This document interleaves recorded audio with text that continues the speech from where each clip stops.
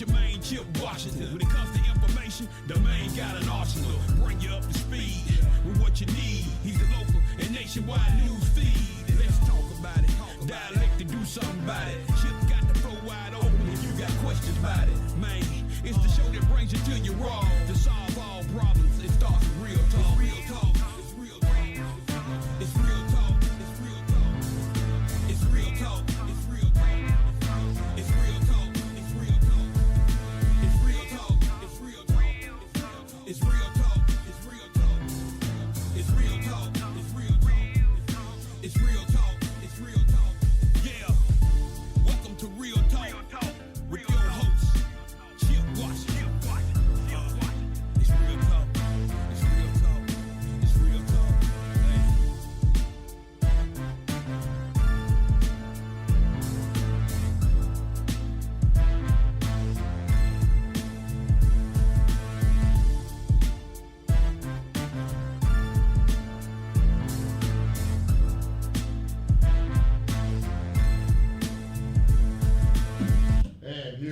Here we go. On this Monday evening, it is the 15th day of June 2026. 6 o'clock's right up, which means it is time for an all-new live edition of Real Talk Memphis. Welcome in, welcome in. I am your program host. My name is Chip Washington. Great to be back in the air chair. We had an unexpected issue last week that kept us out, but we are back tonight with a brand new show. We hope that you will like it, and we are glad that you are here. We're here for the next hour, 6 to 7 o'clock Central Time, of course, as we do each and every Monday. And we have a great guest list this evening. I'll run that down in just a moment. But for those of you who are of the inquiring mind sort, how do you get this fine piece of radio broadcasting? Well, I can understand the question, but I have the answer for you. Right now, we're on 91.7 FM, WYXR Live. We are also on the WYXR app.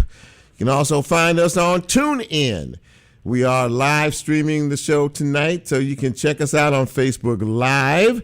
And, of course, we will, once the show posts in the next couple of days, we'll be on YouTube and, of course, wherever you get your podcast. Yes, we are a podcast, and we're on every podcast platform available out there, from Spotify to iHeart to Apple to whichever one you decide that you like to spend your time on, Podbean, the whole 9 yards. You can find us wherever you get your podcast. So in terms of the guest list tonight, Mayor Paul Young, the Honorable Mayor of the City of Memphis, will be joining me in just a few minutes. We hadn't had him on the show for a minute, and a few things have happened, and I wanted to get his take on the state of the city, what he's working on, a little bit about redistricting and whatever else decides to come up in the conversation.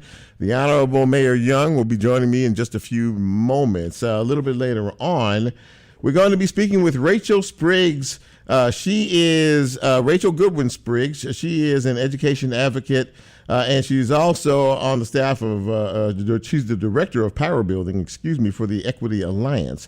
And about 2 weeks ago, they had an event here in the city called Souls to the Polls to address the issue of redistricting, District 9 from 1 to now 3 districts, and providing an information forum for folks.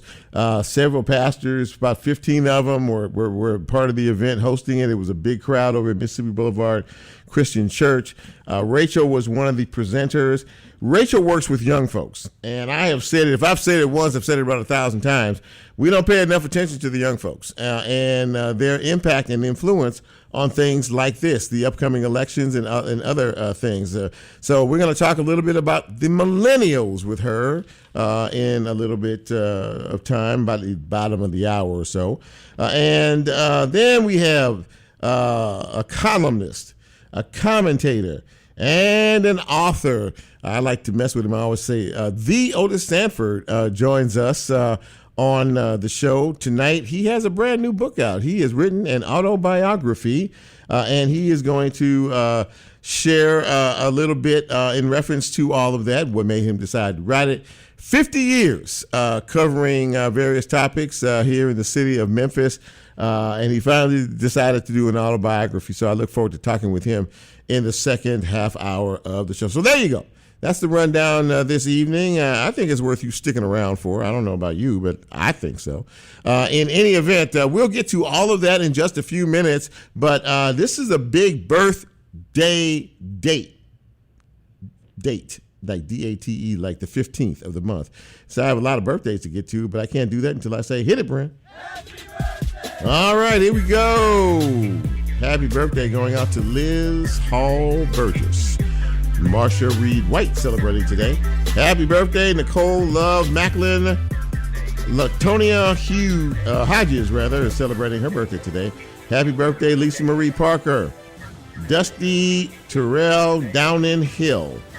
And Deborah Beeman Knowles. And I have one more to add to the list. It's not today, but it is tomorrow. One of the illustrious leaders at WYXR, J.B. Boyd, Jared Boyd, celebrating his birthday on tomorrow. So happy birthday, just a little advance, J.B., and we appreciate you around here at WYXR. Thank you, Brent. So, a little bit of news today. I'm sure many of you have heard by now that Shelby County Court Clerk Tammy Sawyer was indicted today on 6 counts of federal charges. The indictment initially was sealed, but found out later this afternoon that the charges against her are for theft, fraud, and money laundering, and it involves the improper use of company corporate cards, county cards, procurement cards, credit cards, and things like that. And there's a whole lot to this. If you want to find out exactly what's what in terms of it, any news site will lay it all out for you. So again, six specific federal counts. She was indicted, and of course she pled not guilty. There is no trial date set as of yet, or her next court appearance as of yet has not been established yet. We'll find out all of that in due course. I will say this, that there are a lot of judges out here, and a lot of you who act as if you're a judge don't even have robes and never went to law school.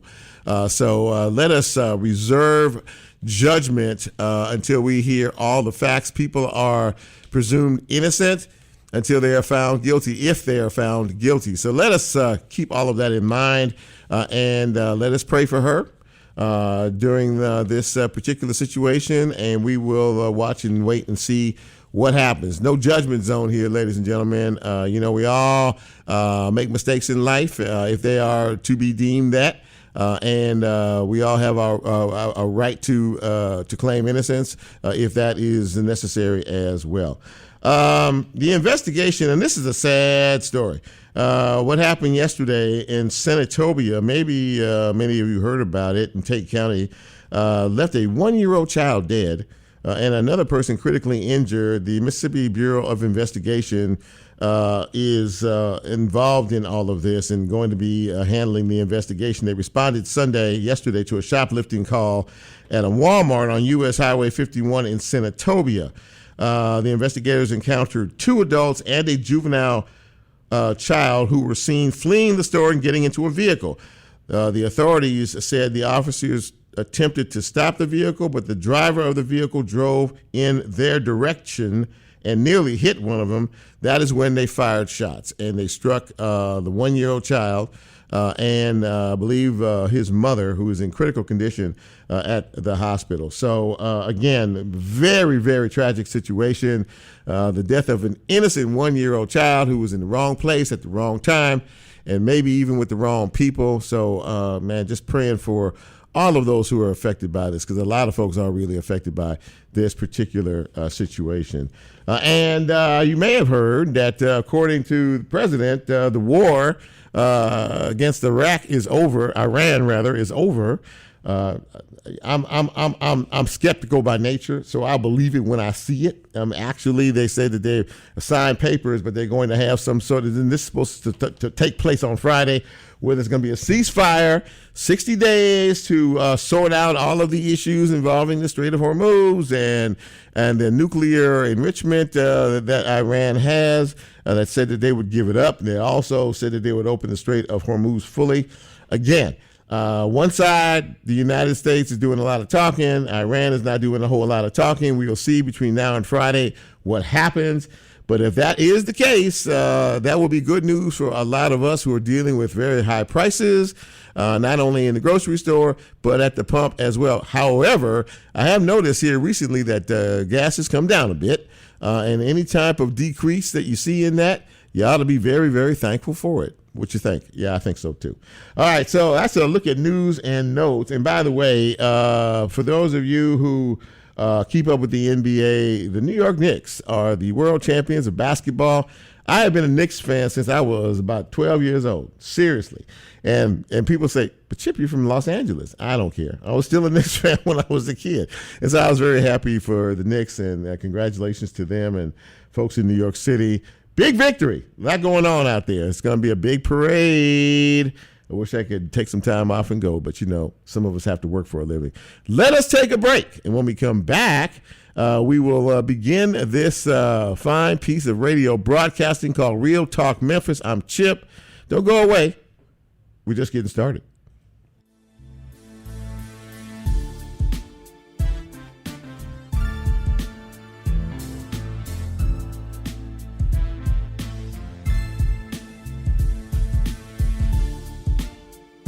If you like Real Talk, here's a way you can get involved. Do you have a show topic idea or suggestion? Want to be considered a guest or have a guest idea? Then send Chip a message on his Real Talk show page and you can be a part of the Real Talk experience. So as he always says, go out and tell somebody. We'll be right back.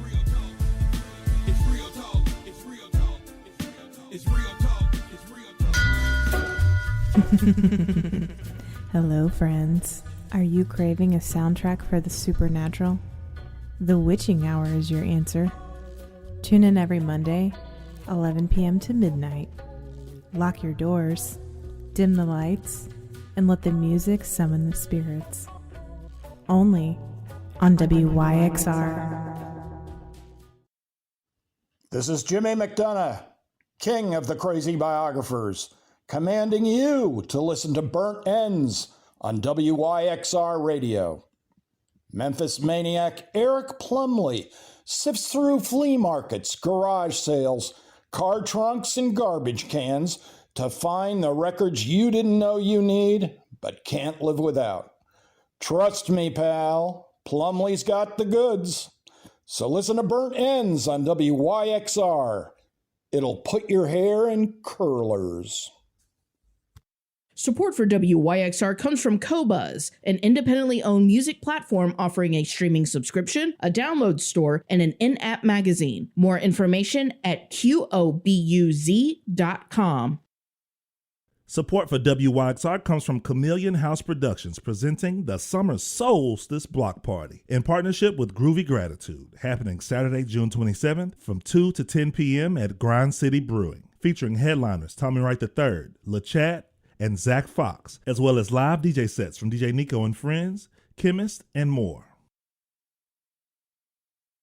I'm Dr. Lisa Beasley, a family nurse practitioner and host of the podcast series Healthful High Notes, located on the WYXR Podcast Network. Episodes are released weekly, and I invite you to listen, like, and follow. Episode topics for the month of June include information on men's health, PTSD, migraine and headache, and safety awareness. Visit the WYXR Podcast Network at WYXR.org or listen on your favorite podcast streaming service. I'm Patrick Tamburino, host of the Techno Strategist podcast. Join me as we navigate the ever-evolving world of IT managed services and beyond. We'll explore everything from selecting the ideal tech partner to the forefront of cutting-edge technologies, all infused with my own unique perspective and hopefully a touch of humor. Don't forget to tune in to the Techno Strategist on the WYXR Podcast Network. For more information, head over to WYXR.org.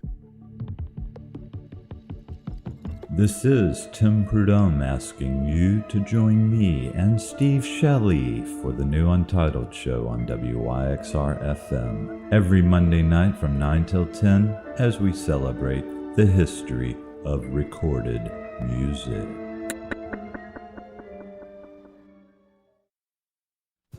Yo, this is Devin Germain from the Audio Box. Tune in every Friday from 1 p.m. to 2 p.m. where I play a lot of recent releases as well as retro music on occasions. Only on WYXR 91.7 FM. Hey y'all, this is Chris with Dippin' Your Hip. Tune in on Tuesday nights from 6 to 7 p.m. Would appreciate y'all's support. Tune in for Cosmic Explorations. Get on the bus, y'all. Yo, this is Devin Germain from the Audio Box. Tune in every Friday from 1 p.m. to 2 p.m. where I play a lot of recent releases as well as retro music on occasions. Only on WYXR 91.7 FM.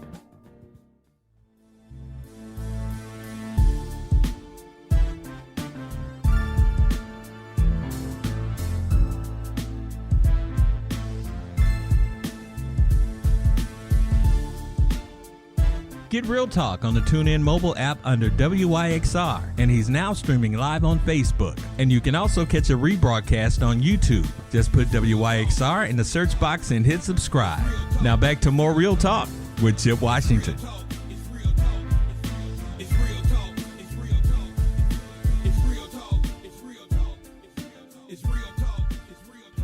And welcome back to Real Talk Memphis on this Monday evening. Chip with you, and I am waiting now for the Honorable Mayor Paul Young to make an appearance on my screen. He was supposed to be my first guest. Actually, he was supposed to be on last week. We had to cancel last week because I had two of my three guests could not make it. And when it gets late in the day and those things happen, you just might as well just call it a day.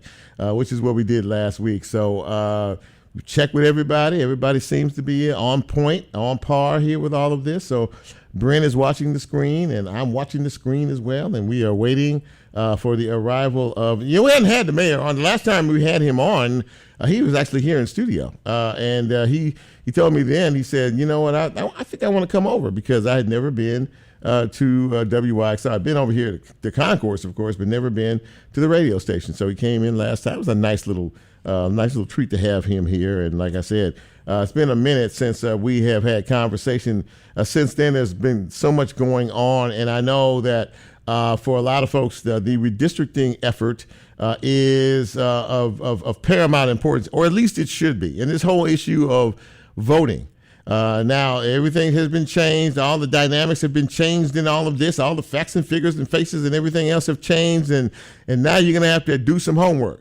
The first thing you need to do, however, is to understand where it is, what district you're in, because now we went from 1 to 3. So we have District 9, District 8, and District 5. So you need to find out from the Register of Voters exactly what district you're in and where you need to go to vote. That is going to be critically important as the next election is in August.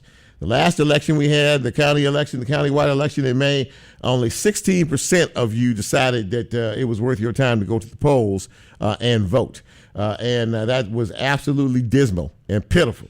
And as I lo and behold, as I look and see, the mayor is logging in right about now, and he'll be joining us. And there he is, right there, ladies and gentlemen. Seeing him on my screen, please welcome the Honorable Mayor of the City of Memphis, Paul Young. Mr. Mayor, it is great to see you, my friend. How are you tonight? I'm good. Great to see you, brother. How you feeling? I'm doing okay, man. It's always good to be here and to be in the midst, as they say. So I was telling the audience right before you logged in, the last time you were here, you actually came over to the studio to see us. You said you'd never been over here before, and right. You said you thought that was a pretty good little deal. So we were happy to have you, of course. Yeah, man. Yeah. I'm sorry I'm not with you right now, but definitely appreciate the accommodation to make the schedule work, man. But it's always good to be with you. Absolutely that. So, we just kind of wanted to give a bit of a check-in on things as to what is happening with you. There's always something going on, obviously. And I guess before I start getting into some specifics here, just an overview from you, from your position, from your seat. How is the state of things as concerns the city of Memphis from your perspective? I think the state of Memphis is well. I mean, I think that we are moving forward on some initiatives that I think are going to change the face of the city long term. This effort for 10,000 housing units in the core of the city is intended to help us address a couple of things, primarily housing quality for families that need it, but even more importantly, like we need population growth to stabilize our local economy. And by providing housing units, that's going to help us do that. We're really focused on this workforce training effort where we're looking to get 5,000 people workforce ready by 2030. Looking at 5 different areas: medical trades, construction trades, technology trades, hospitality, and education. Those are the areas where we think there's going to be growth in our economy over the next couple of years. And so for me, it's really about us being strategic and thoughtful around how do we get to where we're trying to go. There's a lot of external factors with redistricting and all the other things that are happening. Certainly not things that I was happy to see happening, but I also understand that we got to stay focused on what the people on the ground really need in order to change outcomes for the young people here. One thing that you said and that you have talked about a lot is really population loss, and the challenge of, and you named several initiatives, but the challenge of keeping people here in Memphis and convincing them that, you know what, you need to be here because you are the future and you can help us get to the next level. Talk more about that. Yeah, Memphis is a city where, over the past 25 years, we've lost about 35,000 people. We're already a city that is very large. So we went from 200 square miles in the year 1980 with 625,000 people to having about 325 square miles and 650,000 people in the year 2000. And now, as we sit today, we have about 615,000 people with 300 plus square miles, which is very, very, very large. And what that means is that we're spreading the peanut butter too thin all across the city. That means that it's much harder to take care of police, fire, parks, community centers, libraries, paving the roads, all of the things, picking up the trash, all the things that we do as a government are much harder over that broader geography unless we begin to fill in the core of the city, fill in the hollow spaces with more people. And when we have more people living in our neighborhoods and communities, that means our commercial corridors are going to be stronger. You're going to see areas like Park Avenue or Macklemore or Austin P or Elvis Presley or Winchester or Lamar, like all of these streets that were places where they were hubs of business that have now seen some tough times for those small businesses, all because there's not enough people in those submarkets and enough people living there. And what we're doing is working to reverse all of that. Recently there was a town hall meeting over in Whitehaven. Now you've been around here for quite a long period of time, so you lived the saga of Elvis Presley Boulevard and this construction that for whatever particular reason doesn't seem to want to get done. I just kind of wanted to get your take on it. We heard here recently, got somebody's attention in the state because they're saying, well, we're going to start to put some resources in it. So what's the latest on all of that? And from your perspective, why is this thing taking so doggone long? Man, I'm so frustrated about it. It really, really makes me angry. Trying not to curse on here. Okay. but that's how mad it makes me, because I've been talking to our team about it for the last year and a half, trying to work to speed this thing up. And we keep getting, excuses about, this telecom agency. So part of the issue is that we're moving a lot of the utilities underground. And so we have to wait on the utility to move. And I say utility in a broad sense. So it might be Verizon or AT&T or Comcast or MLGW to come and move their stuff off the pole to move it underground. And so you get weeks and weeks of delays. And, I drive through there and I don't see cars. And so I've been hearing the excuses about it for a while. And then at the meeting a week or two ago, and shout out to Senator Ramesh Akbar, she pulled that together along with Pearl Walker on our city council.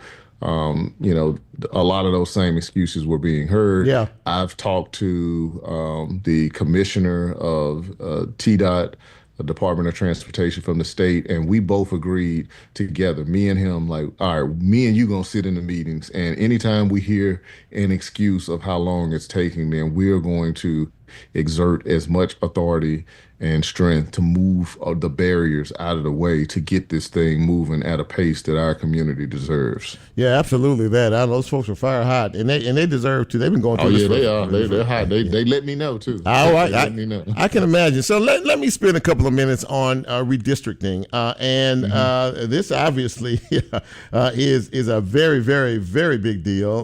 Going from one district to 3 districts, and now the effort is on to try to galvanize the community and get people to pay attention to this. And from your perspective, how when you heard about this, when you saw this happening and the whole 9 yards, how big a deal is this redistricting issue from your perspective? It's a very big deal. I mean, as mayor, your relationship that you have with your congressional member is really important with regards to getting things done. I would have, since I've been mayor, I came in January 2024. One of the first big things that I worked with Congressman Cohen that represents the 9th District, what I worked with him on was getting the funding for a new bridge, and it resulted in $400 million coming to the state of Tennessee for a new bridge that's going to cross the Mississippi River. It's something that's nationally significant, but it came because of the partnership that the congressman and the mayor have together to work on initiatives that affect our urban environment. And now we're going to have to work with 3 individuals that have portions of our district. Our population doesn't really drive the election for any one of those individuals, although we can have a significant impact on those elections. And so it means that our voice gets diluted. But I think the answer has to be that we elect people that understand our place, our issues in Memphis, and people that show up and are present, and we need to get out and vote. And we need to get out and exercise the strength. We're still 30% of each of those voting districts, and we need to exercise that strength, and we can drive who the winner is. At the recent Souls to the Polls event that was held a couple of weeks back at Mississippi Boulevard Christian Church, you were there, and a lot of folks showed up. Religious community all kind of banded together and put this effort together. It seemed as if it was very successful. One of the things I heard you say was, ladies and gentlemen, in the most recent election, 16% of registered voters showed up, which means 84% of you didn't bother to even go to the polls. Now, we've seen this voter apathy and lethargy for quite some time now. How do we change this? How do we get people to understand the dynamics involved in here and the sheer importance of going out and exercising? We have 500,000 people that are registered to vote, and yet we see numbers like this. Yeah, I mean, I think we have to talk about voting in a much more tangible way, talking about it more than people that put their life on the line, which is a factual statement, but it doesn't necessarily move people. I think what moves people is them seeing the connection to their day-to-day life and how the cost of gas, housing prices, the commodities and things that they buy every day, the activities that they see in their neighborhoods and their communities, how that connects to their day-to-day life, that's tied to their vote. And I think we gotta have the messaging. We need people encouraging their family members, their friends, and it has to be something where it's not just a trend, but it is a responsibility that we all take on. We can't just have a rally, which it was a great rally with a lot of great people, but I would bet that 95% of those folks vote already. Yeah. So we don't need to be rallying ourselves to go vote. We need to go talk to the folks that's not voting, the people that feel disinterested the conversation, we got to take that conversation to them and make sure we're understanding why they're not going and trying to make sure we're giving responses to some of the issues they're pointing out.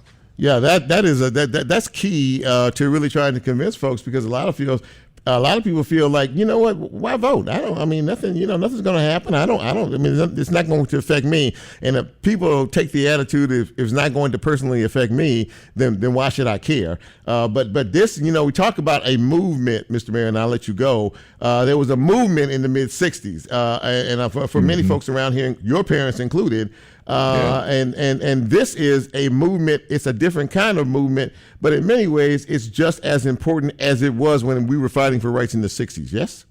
Yeah, no question. I mean, it's definitely just as important. We want to make sure, back in the 60s, I think the fight was a lot more visible. Like you could see it each and every day. And, the way that the media was showing some of the things that were happening in the South during that time period, I think everybody felt that onus of responsibility. And in our society today, where we live in this social media environment and, people's attention is pulled in so many different directions, I think it's harder to get people to really hone in on some of the things that we need to do, and that some of those same conditions and things that they were fighting back then are present today and things that we're still working to address. And so your vote is critical, and you can't just allow things to just happen as they may. What I've heard people say, and I think I said this at Souls to the Poll, is that I heard someone tell me, like, no matter what happens, my hood is the same. Things had changed in my neighborhood and community. And the reality is that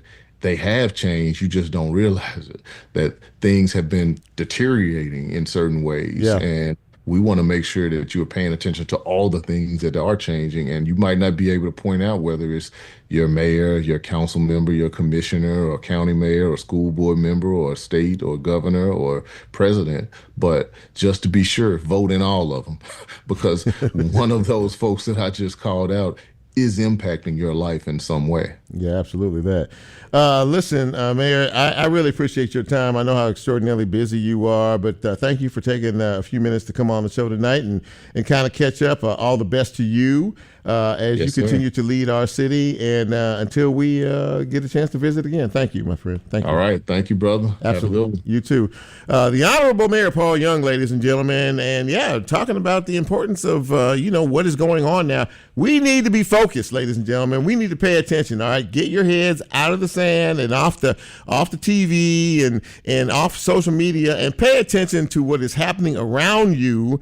Dilution of the vote is a very serious and consequential issue that could cause a lot of problems for a lot of folks. So being aware and being involved in all of this is really, really important. I hope that there is another information session like this between now and, say, August, when the next big vote is, so people can once again, who don't really pay a lot of attention to things, start to focus in on, exactly just what might happen. I'm going to take another break. I'm waiting for another guest. She hasn't popped up yet, but hopefully she will in a minute or two.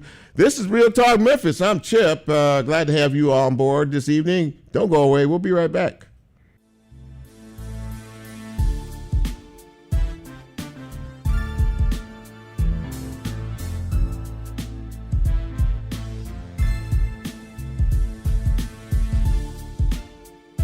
If you like Real Talk, here's a way you can get involved. Do you have a show topic idea or suggestion? Want to be considered a guest or have a guest idea? Then send Chip a message on his Real Talk show page, and you can be a part of the Real Talk experience. So as he always says, go out and tell somebody. We'll be right back.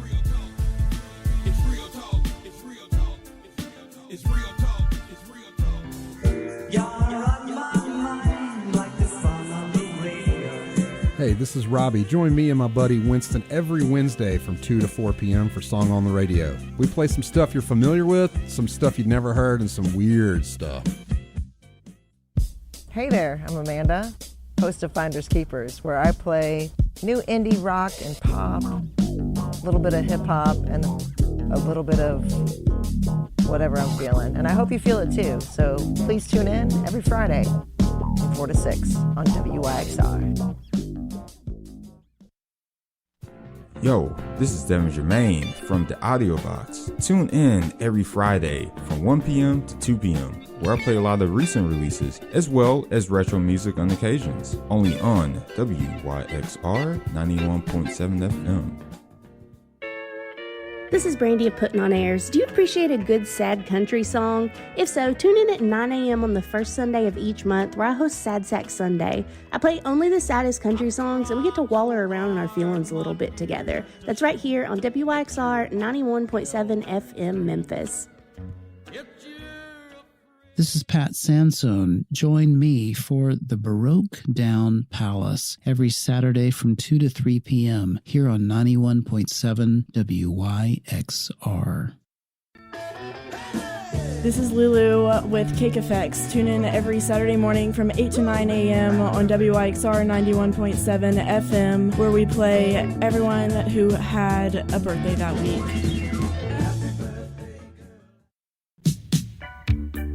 Hey, this is Jerry, and you're listening to WYXR 91.7 FM Memphis. My show, Without a Net Radio, coming to you from 8 to 10 p.m. every Sunday night. I'll be playing you some good music. Tune in and listen. Hey everybody, this is David. I'm the host of the New Soft Shoe Show, Monday mornings at 10 a.m. right here on 91.7 FM WYXR. All analog, baby.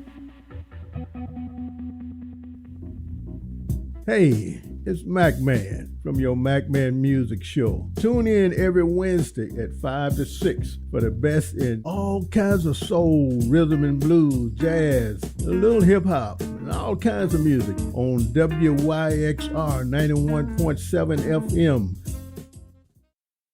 Support for WYXR comes from GPAC, presenting the North Mississippi All-Stars on Saturday, July 18th at 8 p.m. Tickets and more information at gpacweb.com. Did you know when you purchase a specialty arts license plate, you're supporting the Tennessee Arts Commission and organizations like WYXR? It's easy. Just take your old plate to your county clerk and swap it out, or choose the arts plate when it's time for renewal. Show your love for WYXR and other Tennessee arts organizations by visiting tnspecialtyplates.org. If you love live music in Memphis, this one's for you. Where's the Music? Memphis and WYXR have teamed up to bring you the Weekend Concert Calendar, a free weekly newsletter that rounds up every live music event happening in the city, delivered right to your inbox every Friday morning. So by the time you're sipping on your coffee, your whole weekend is already planned. Sign up today at concert.wyxr.org. I'm Patrick Tamburino, host of the Techno Strategist podcast. Join me as we navigate the ever-evolving world of IT managed services and beyond. We'll explore everything from selecting the ideal tech partner to the forefront of cutting-edge technologies, all infused with my own unique perspective and hopefully a touch of humor. Don't forget to tune in to the Techno Strategist on the WYXR Podcast Network. For more information, head over to wyxr.org. Support for WYXR comes from Grind City Amphitheater, presenting the Avett Brothers with Drive-By Truckers on Thursday, October 1st. Tickets and more information at grindcityamp.com. Support for WYXR comes from the Orpheum Theater Group, presenting Mending Hearts Camp, celebrating 10 years this July. Mending Hearts is a performing arts day camp for young people who have experienced the death of one or both parents. Surrounded by a community of peers who have experienced a similar loss, campers explore their creativity through a variety of performing arts and community-building activities. More information at orpheum-memphis.com/mendinghearts.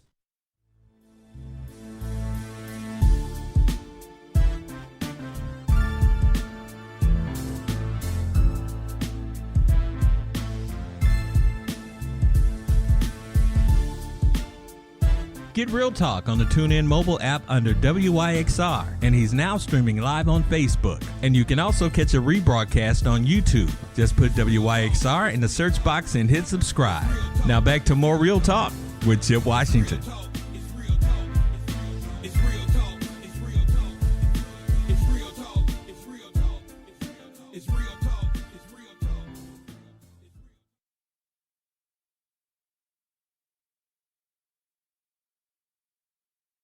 Welcome back, ladies and gentlemen. I was on the phone there with our next guest, Rachel Spriggs, who quite honestly forgot about us tonight.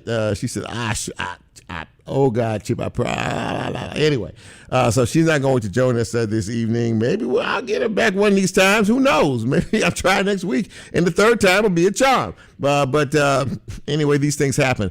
Welcome to live radio, ladies and gentlemen. And I want to go back for a minute to our first guest, Mayor Paul Young. I really hadn't heard a lot about him in terms of the redistricting effort.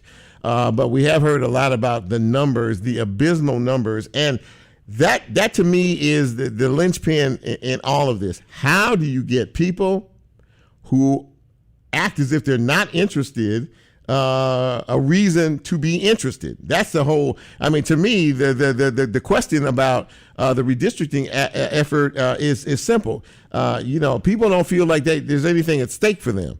That's the question. The Republicans wanted to dominate the entire state. Period. They made no bones about that. That is job number one. Your job is to understand the reasoning behind that and figure out whether it's okay with you that we're now 3 districts, and then who are you going to vote for in these particular areas? Because one thing no one can take from Congressman Steve Cohen. That man, being up in Washington, D.C. for as many years as he has been up there, has brought millions and millions of dollars to Memphis. So now you're talking about individuals who are all running, a lot of them newbies, who haven't had the Washington, D.C. experience in terms of working in Congress. And how do you continue the flow of much needed dollars to Memphis and Shelby County? That is the big question. So that's where do you come in all of that?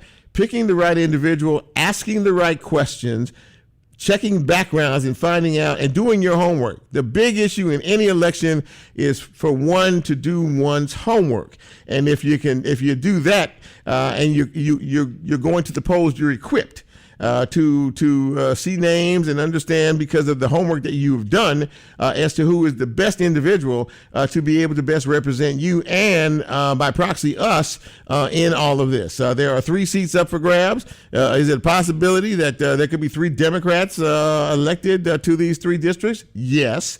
Only if you decide that it's important enough for you to get out and vote. And as I said, and why I wanted Rachel on this show, and I'll get her on here, but what's important in all of this is the young people. And we talk about the young folks all the time, the millennials. Who is specifically talking to the 18-year-olds, the 18 to 25, 30-year-olds out there who really don't do a lot of voting? Who is focusing on them? Who is having meetings constantly with them? Because if you're 18 years old, you are old enough to register to vote. That's extraordinarily important. But I hadn't heard anybody focus like a laser beam on young people and their contributions, or what a difference they could make in terms of this election, in terms of the results of this election. And as I look up right now, my next guest is on board. I'm going to bring him on right now because I'm excited to have this conversation, quite actually, because he has been someone that all of us know and that all of us recognize, and he is absolutely 100% more than qualified to be able to talk about all things Memphis. And I am so very happy to have him with me this evening. Ladies and gentlemen, please welcome back to the show, because it's been a minute since he's been here. I like to tease him. I always call him the Otis Sanford, and the Otis Sanford is joining me right now. Otis, how are you, my friend? It's good to see you. Yep, it is good to be with you. Hope you're doing well. I am, my friend, and I'm glad to have you on the show. This is a big time for you, of course. You have, we know you've written some books before, and I told everybody, you're a columnist and you're a commentator, and you're also an author, and you have written your autobiography. It is called Newsman: The Road from Route 2. Box 9. Let me back up. Let me try that one more time, because I didn't give that the justice it deserves.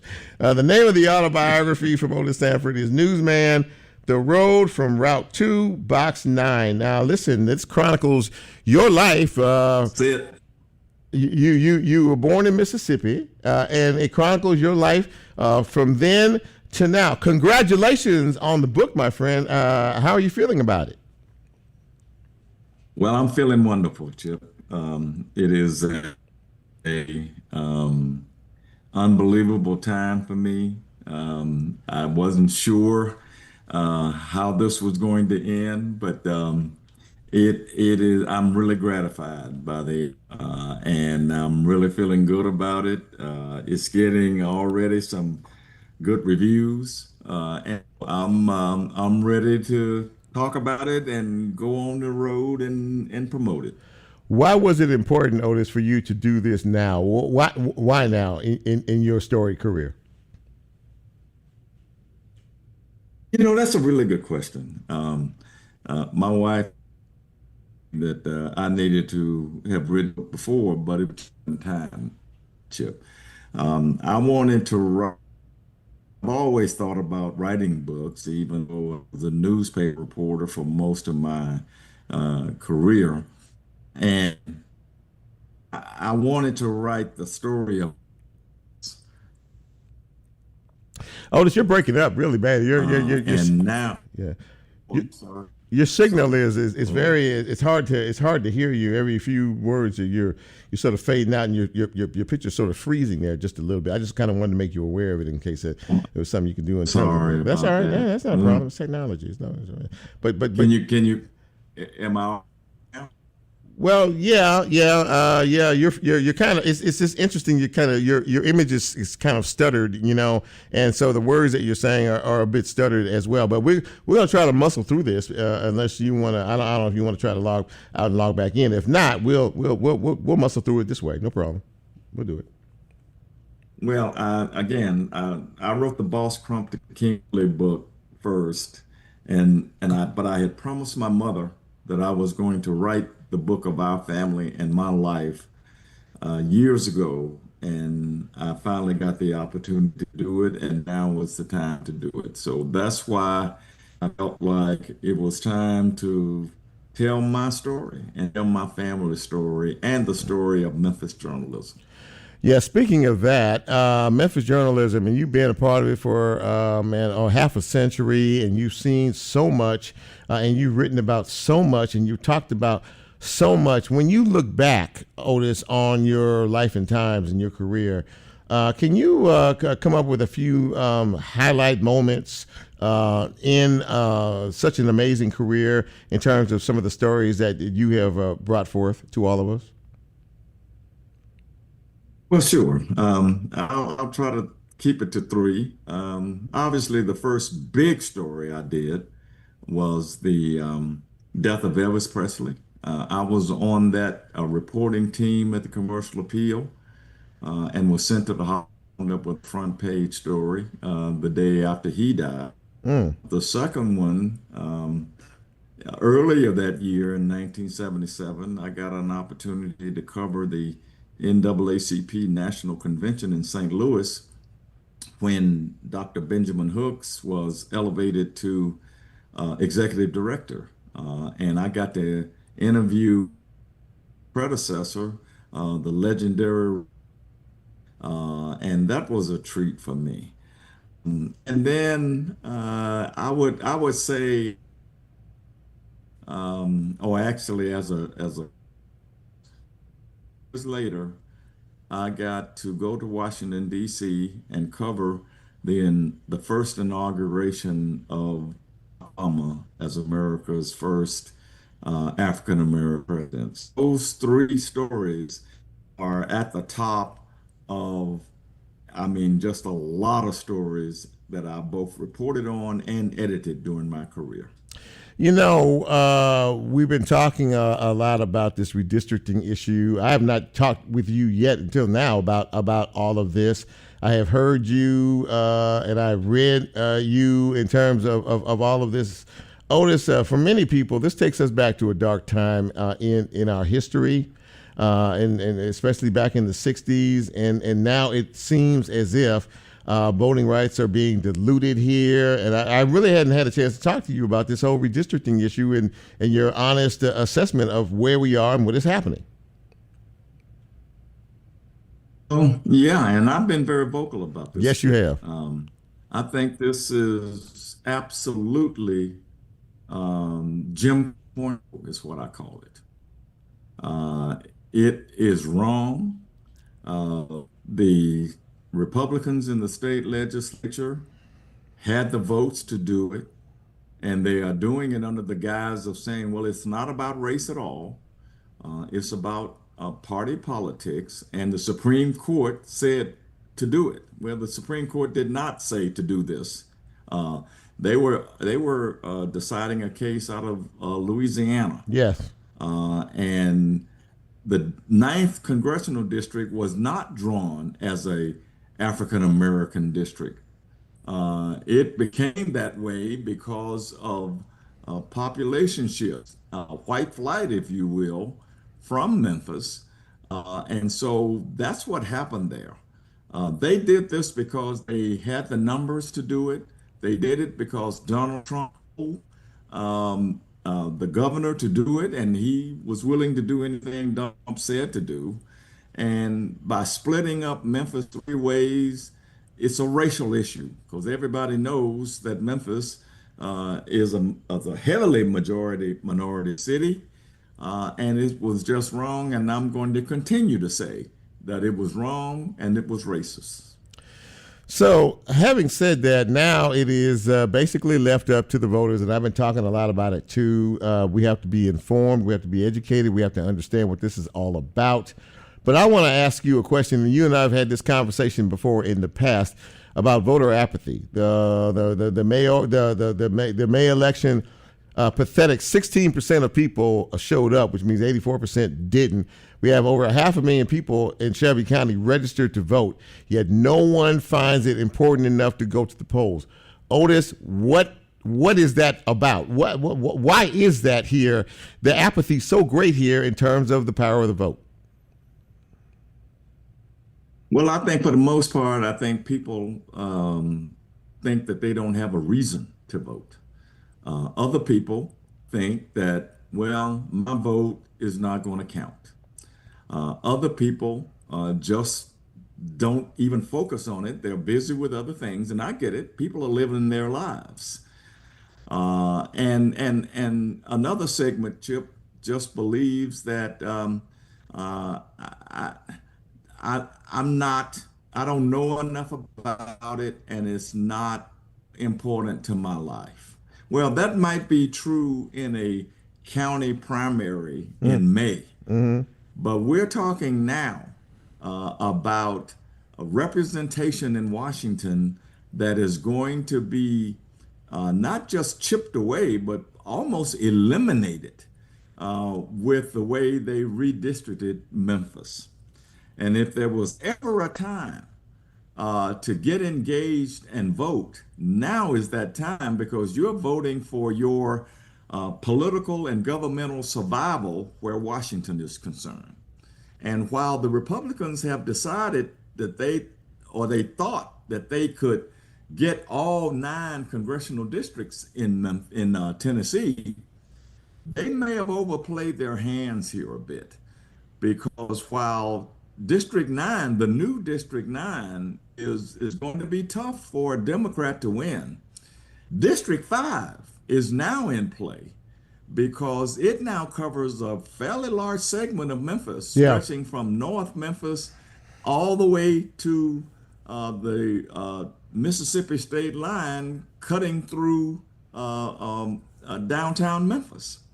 And the Republican currently holding that seat has unbelievable baggage. He's been on an investigation.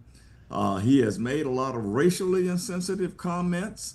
And so that seat has a chance to flip to a Democrat, probably not a black Democrat, but probably has a chance to flip to a Democrat, depending on what happens in the primary.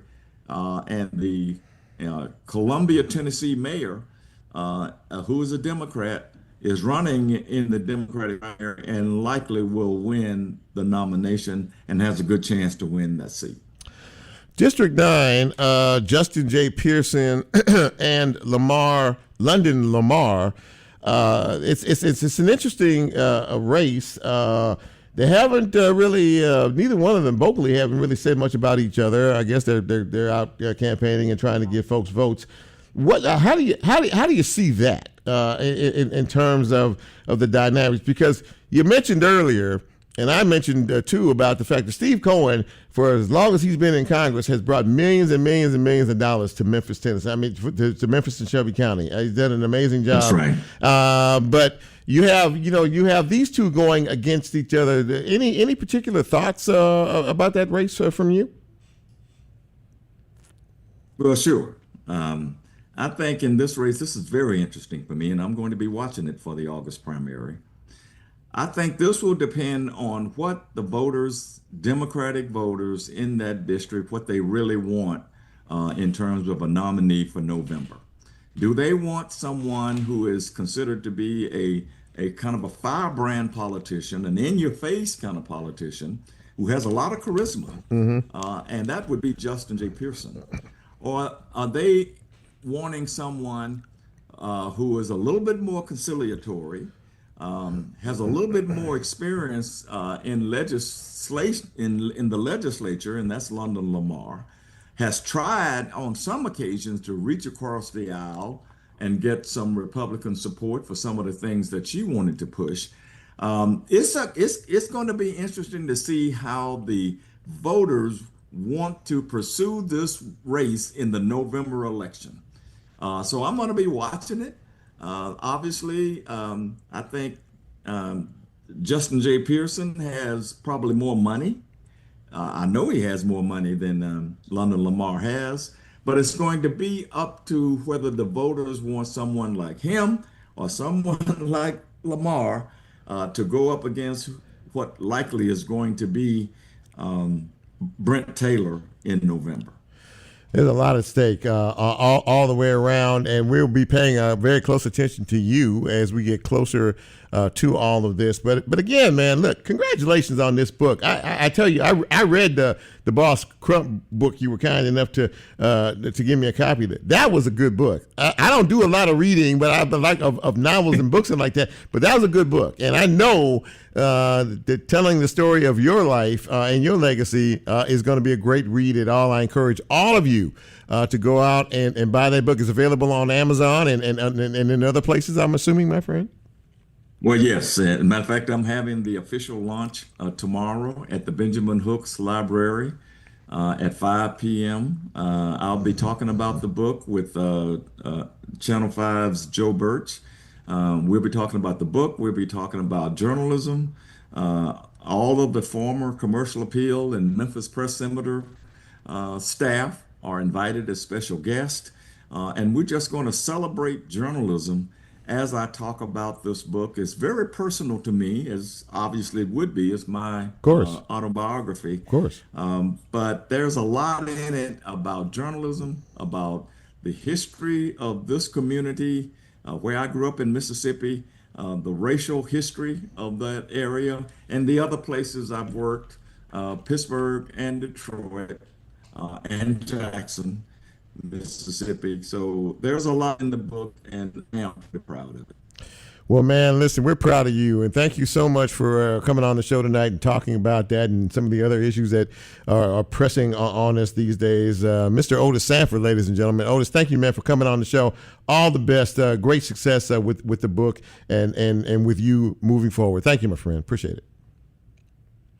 Thank you so much, Chip. And I'm sorry I may have had some computer issues here. I hope people heard me as much as possible. Oh, yeah, absolutely. No doubt about that. Thank you, my friend. I appreciate it. Till next time. Thank you so much. Thank you. Well, there you go, ladies and gentlemen. That's a look inside journalism. If you want to understand it from the perspective of someone who actually knows what he's talking about, go out and get his book. And tomorrow night, 5 o'clock over at the library, it's the official launch tomorrow evening with Otis. And he mentioned Joe Birch from Channel 5. So there you go. Next up on this station is the man that's sitting to my right, my board producer, Brent Butler, and another case of Event Horizon.